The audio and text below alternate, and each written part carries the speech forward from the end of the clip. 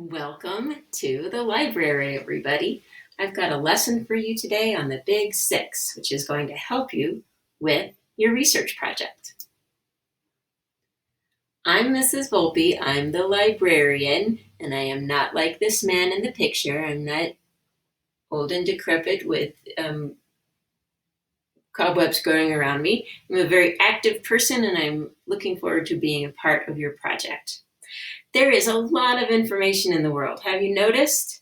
You guys have information at your fingertips. How do you know what information you need, though? And how do you know your sources are reliable? What do you do with it once you have the information? This lesson is about information literacy, and it is supported by many education standards. For example, we have a Colorado state standard, and really, the question is, can you identify claims that are supported with reason and evidence from those that are not? So you have to really think about what you're reading. The Common Core Standard, RI 62, is about determining a central idea of the text and how you get there. Can you set aside your personal opinion and consider another point of view? The next one is a technology standard. How do you like to share your learning? Do you like learning new apps for presenting? And the last one is the American Association of School Librarians Standard for Learners Framework, B4. And this one is about seeking a variety of sources, collecting the information, evaluating it, and organizing it. What strategies do you use to bring your information together? So what is the Big 6? The Big 6 is information literacy. We'll start over here with a question mark. What is it that you need to know? If you're doing a research project about your family history, your best source will probably be grandma or grandpa to get you started. But then, if you're doing a science project, probably grandma and grandpa aren't going to help you as much as using an online tool like EBSCO to help you identify sources.